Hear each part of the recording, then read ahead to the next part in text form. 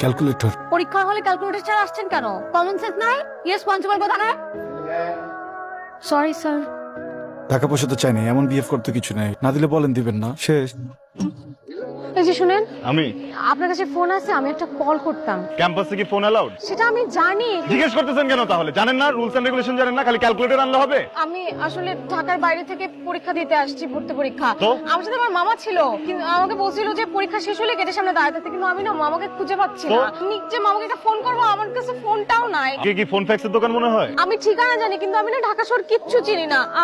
আপনি মামা না আসা পর্যন্ত আমার সাথে একটু অপেক্ষা করবেন প্লিজ। কেন দারোয়ান রাখছেন নাকি আপনার মামা আমাকে দারোয়ান রাখছে? দেখেন তো আমাকে কোন অ্যাঙ্গেলে কি দারোয়ান মনে হয়? মানুষের সাথে ফার্স্ট ইমপ্রেশনে কোনো মিসবিহেভ করতে না, বুঝছেন? এখন ফার্স্টের না ক্যালকুলেটর আনতে পারে না খ্যাত। গ্রামে গ্রামে পরীক্ষা দিবেন, এখানে কেন পরীক্ষা দিতে আসেন আপনি? শহর না চিনলে একদম ন্যাকামো করবেন না আমার সামনে।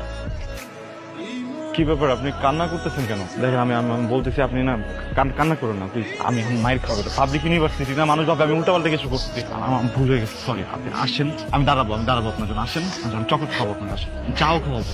প্লিজ একটু চুপ থাকেন। হ্যাঁ,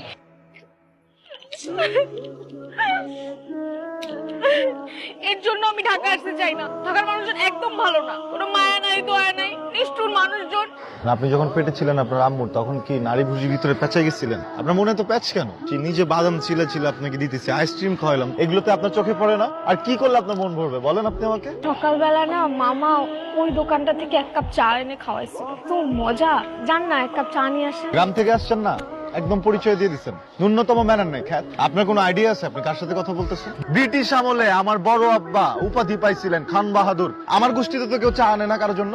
আমার আব্বার কোনো পরিচয় নাই থাকতে পারে, সরকার বংশের ছেলে আমরা, বুঝছেন না? যেন আপনাকে আমি মাফ করে দিলাম। আমার দাদা খান বাহাদুর হামিদ সাহেব যদি বেঁচে থাকতেন, সরি বড় আব্বা, উনি আপনাকে ছুলে চড়াইতেন। আপনি তো আসলে আমার পরিচয়টা জানতেন না তখন পর্যন্ত, যে আমি সরকার বংশের ছেলে। যান আমাদের দুজনের জন্য 2 কাপ চা নিয়ে আসেন, আমার তৃষ্ণা পাইছে চা খাওয়ার। ব্রিটিশ নরপিচাস নীল চাষি গুলো এখনই বাংলা বিচার লাগবে না আমার চা। শুধু আপনার জন্য আমি চা এনে খাওয়াবো। ওয়াও, আই রে ভাই, আপনি তো সেই চা বানান। শোনেন, আপনার চা বানানো থেকে আমার মাথায় একটা বুদ্ধি আসছে। আমি যখন অনেক বড় লোক হয়ে যাবো না, আমার একটা বড় বাড়ি বানাবো, বাড়ির নাম দিব খান বাহাদুর এন্ড সন্স। মামা আপনারা দুজন মিলে কি করতেছেন?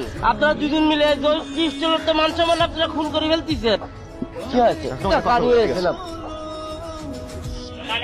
আপনি ওনাকে কি এমন কথা বলছেন যে উনি এরকম খুশি হয়ে গেছে? আর আমি খান বাহাদুর না, মানে আমি ওকে বলছি কি যে ওইখানে যে আপুটা বসে আসছে না, সে কিন্তু আসলে আপু না, ও কিন্তু তোমার মামু, মানে ও তো আমাকে মামা ডাকে। আর আমি বলছি যে ওর সাথে আমার বিয়ে হবে কিছুদিন পরে। ভালো করছি না বলেন? এটা বলে আপনাকে একটা কথা শেয়ার করি। হ্যাঁ, কিছুদিন ধরে আমি মানসিক যন্ত্রণার মধ্যে দিয়ে যাচ্ছিলাম। আপনি খুব চমৎকার একজন।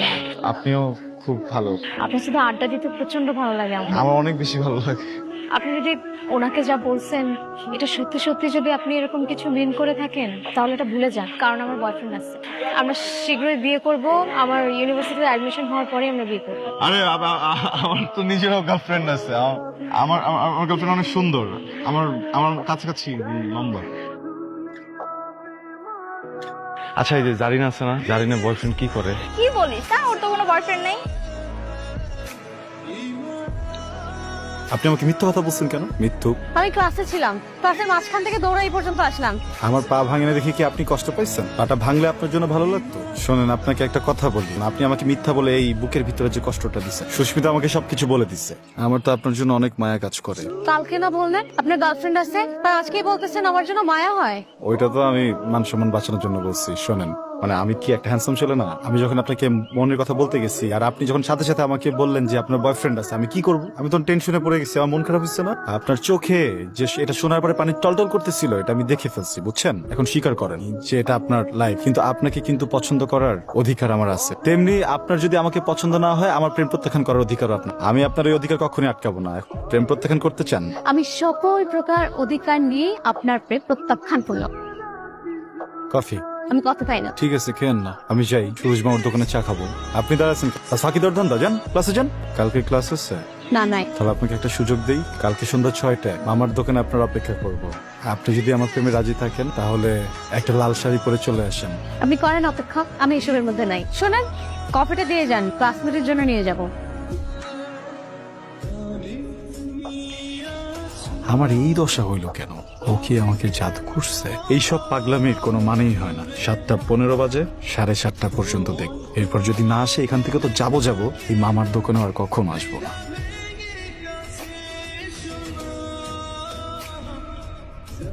আপনি না বলছিলেন আপনি এসবে রাজি না, আসলেন যে? ভাবলাম সরকার বংশের একটা ছেলে এইভাবে একা একা অপেক্ষা করবে, চিন্তা করলাম এটা সঙ্গ দিয়ে আছে। সারা জীবন কিন্তু সঙ্গ দিতে হবে, বুঝছেন? আমি একা একা ওয়েট করবো সবসময়। সিনেমা ডায়লগ দেবেন না তো, আমার এসব পছন্দ না। আমার প্রেম কি আপনার কাছে সিনেমা ডায়লগ মনে হয়? এটা তো ঠিক না জানেন। ছি, একটা মানুষের ইমোশন নিয়ে এসব বলা তো একদম ঠিক না। ছি, কি করবে না, যাই কাপি আসি। তার আগে বলুন আপনি ডিসিশন কি নিছেন? এটা কোন ডিসিশন নিছেন? দিলাম লাইসেন্স।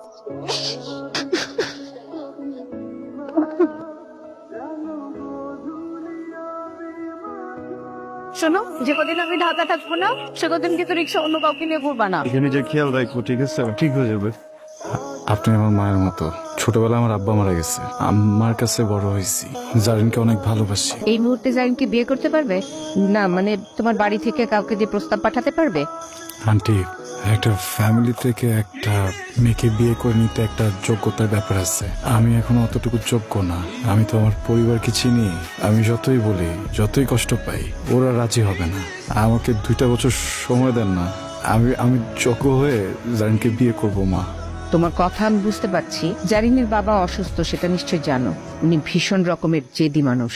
কিছুদিন আগে ব্যবসায় টাকা লস করে স্ট্রোক করেছিলেন। এখন যেখানে বিয়ে ঠিক হয়েছে সেটা ওনার বন্ধুর ছেলে। দেখো বাবা মহিব, তুমি চাইলে জারিনকে নিয়ে পালিয়ে যেতে পারো। তোমরা এখন বড় হয়েছো, সিদ্ধান্ত তোমাদের। জারিন এমন কাজ করলে ওর বাবা বাঁচবে না, আর যদি বেঁচেও যায় তাহলে সারা জীবন জারিনের সাথে কথা বলবে না। আমি তো ওনাকে ভালো করে চিনি। একজন বাবার কাছ থেকে তার মেয়েকে কেড়ে নেবে?